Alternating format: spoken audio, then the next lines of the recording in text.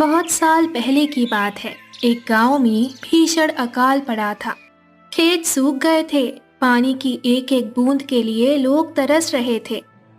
उसी गांव में एक मेहनती और ईमानदार राजेश नाम का आदमी रहता था। एक दिन वो सोचने लगा। अब यार रहना मुश्किल है। इस गांव में अकाल पड़ा है तो कुछ काम धंधा ढूंढने के लिए मुझे दूसरे गांव जाना ही पड़ेगा। एक दिन सुबह वो काम की तलाश में विजयनगर गांव पहुंचा, पर वहां उसका कोई ठिकाना ना था और ना ही कोई रहने की जगह। घूमते घूमते वो एक अमीर किसान मोहन सेठ के पास पहुंचा और बोला। सेठ जी, मैं दूसरे गांव से आया हूँ। हमारे गांव में अकाल पड़ा है। खेत सूखे पड़े हैं।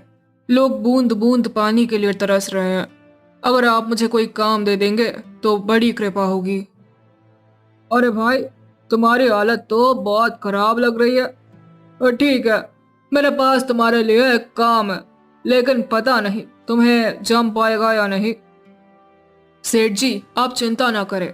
मैं कोई भी काम पूरी मेहनत और ईमानदारी से करूंगा। अच्छा ठीक है, मेरे पास 50 गाय हैं। तुम्हें रोज उनका गोबर साफ करना होगा और सुबह शाम उन्हें चारा पानी देना होगा और उनका ध्यान रखना होगा। इसके बदले महीने के आखिर में 500 रुपए मिलेंगे और दिन में 2 वक्त का भोजन भी। मान्य है? हाँ सेठ जी, मुझे मंजूर है, लेकिन एक विनती है। मैं यहाँ पर नया हूँ। रहने का कोई ठिकाना नहीं है। क्या मैं गौशाला में रह सकता हूँ? मोहन सेठ थोड़ी देर तक सोचता है और राजेश को ऊपर से नीचे देखने के बाद उसे बोलता है। ठीक है राजेश, तुम गौशाला में गायों के साथ रह सकते हो। जी धन्यवाद सेठ जी। हर रोज राजेश अपना काम पूरी ईमानदारी और मेहनत से करता था। मोहन सेठ को भी उसका काम पसंद आने लगा, क्योंकि उसकी सफाई और देखभाल से गाय ज्यादा दूध देने लगी। ऐसे ही एक दिन मोहन सेठ ने कहा। राजेश, तुम्हारे काम से मैं बहुत खुश हूँ। तुम गायों का बहुत अच्छे से ध्यान रखते हो, इसीलिए दूध की गुणवत्ता भी बढ़ गई है। आज से मैं तुम्हारी तनख्वाह बढ़ा रहा हूँ। आज से तुम्हारी तनख्वाह 500 नहीं, 1000 रुपए होगी। आपका बहुत बहुत धन्यवाद सेठ जी। राजेश ने आभार मानते हुए और मेहनत शुरू रखी। धीरे धीरे उसने पैसे जमा किए और एक छोटी सी झोपड़ी बना ली। ऐसे ही कुछ दिन बीतने के बाद राजेश के पास अच्छे खासे रुपए जमा हो जाते हैं। एक दिन राजेश मोहन सेठ से कहता है। सेठ जी, आजकल गांव में चोरी बहुत बढ़ गई है। मैंने मेहनत से कुछ पैसे जमा किए हैं, पर घर में रखने से डर लगता है। आपको तो पता है, मैं दिन भर आपके पास काम करता हूँ। मोहन सेठ थोड़ी देर सोचता है और कहता है। सही कहा। तुम्हारा घर तो दिन भर खाली रहता है, तो चोरी होने की संभावना ज्यादा है। ऐसे में एक ही जगह सुरक्षित है, जमींदार का घर। ये बड़े ईमानदार और दयालु कहे जाते हैं। मैंने सुना है उनके यहाँ बहुत पहरेदार भी हैं। वहां पर तुम्हारे पैसे बिल्कुल सही सलामत और सुरक्षित रहेंगे। ठीक है सेठ जी, मैं आज ही जमींदार के पास जाकर बात करता हूँ और उन्हें अपनी समस्या बताता हूँ। राजेश को बात जमी और वो अपने पैसे लेकर जमींदार के पास गया और जमींदार से कहा। नमस्ते जमींदार जी, मेरा नाम राजेश है। मैं मोहन सेठ के यहाँ काम करता हूँ। कुछ साल पहले ही दूसरे गांव से यहाँ आया हूँ। मैंने 10,000 रुपये जमा किए हैं। गांव में चोरी का बहुत डर है, तो मुझे अपने घर में रुपए रखने से डर लगता है। तो मैं चाहता हूँ कि आप इन्हें सुरक्षित रख लें। अरे भाई, तुमने बिल्कुल सही सुना है। तुम्हारे पैसे मेरे पास बिल्कुल सुरक्षित रहेंगे।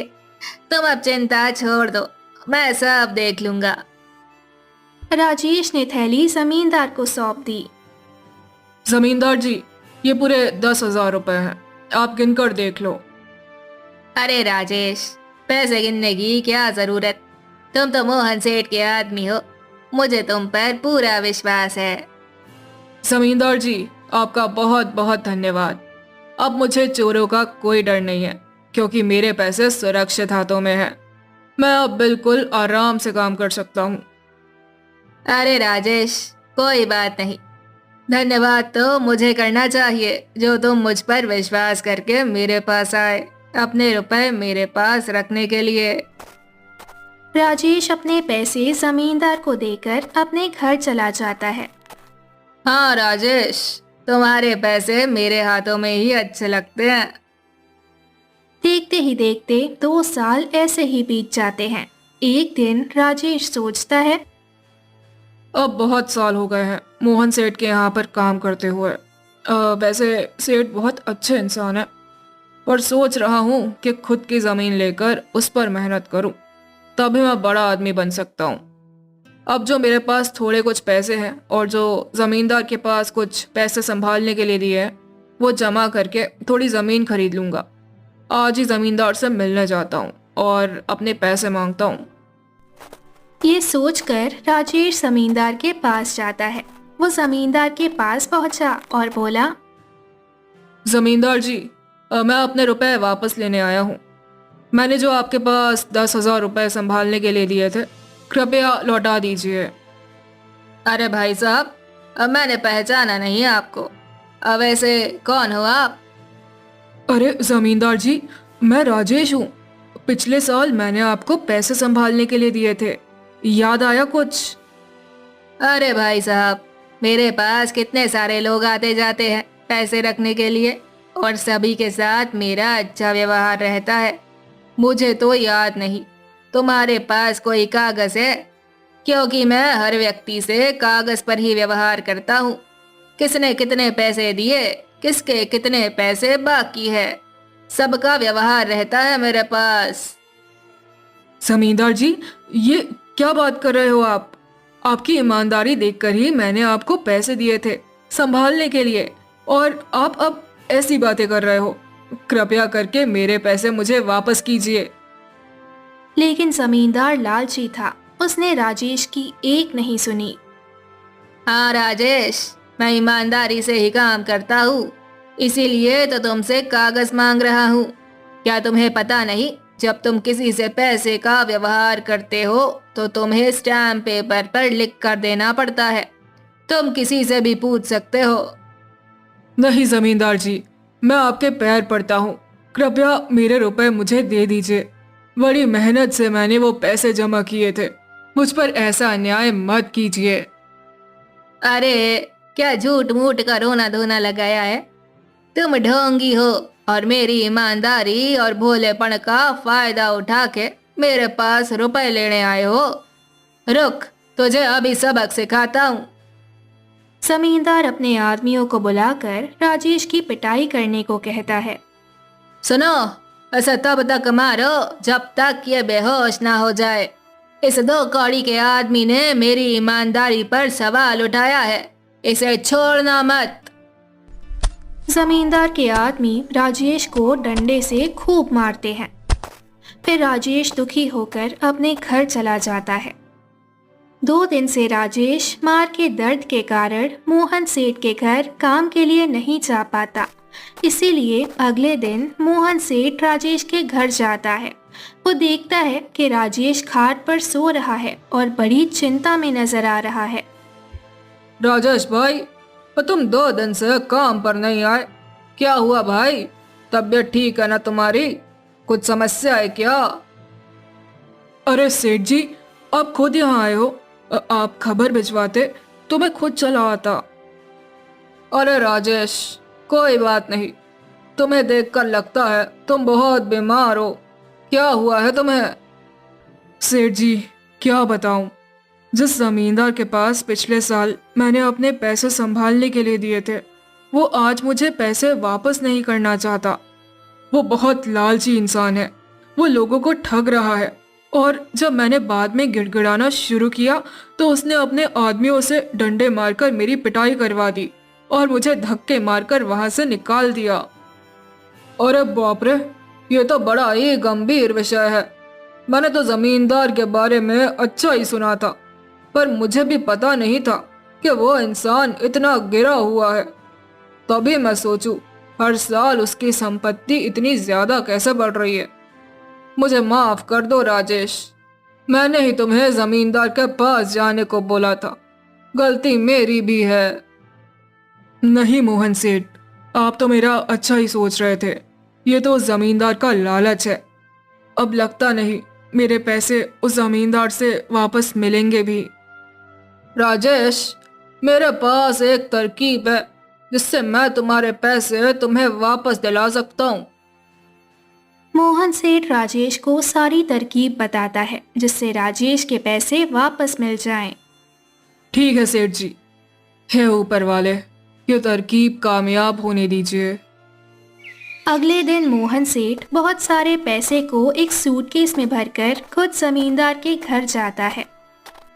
नमस्ते जमींदार जी। अरे मोहन सेठ, आज आप खुद यहाँ?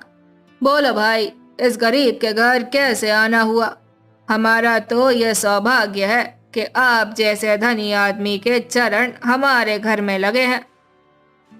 अरे जमींदार जी, आप तो मुझे अब लज्जित कर रहे हैं। वैसे मैं कुछ महीनों के लिए दूसरे राज्य में व्यापार करने जा रहा हूँ। मैं ये लगभग 50,000 रुपए लाया हूँ। मुझे डर है कि कहीं ये चोरी ना हो जाए। क्या आप मेरे सारे पैसे अपने पास संभाल कर रख सकते हैं? आपके सिवा इस गांव में और किसी पर भरोसा नहीं कर सकता। अरे मोहन सेठ, ये भी कोई पूछने की बात है? मेरे पास आपके पैसे बिल्कुल सुरक्षित रहेंगे। आप निश्चित होकर व्यापार करने जा सकते हैं। इस बार तो बड़ी मछली हाथ लगी है, बार बार ऐसा मौका नहीं मिलता। भारी माल हाथ में लगने वाला है। तभी राजेश अचानक वहां पर आ जाता है। अरे राजेश, तुम? अच्छा हुआ तुम यहाँ पर आ गए, मैं तुम्हारे पास ही आने वाला था। मुझे माफ कर दो, उस दिन तुम्हें पहचान नहीं पाया।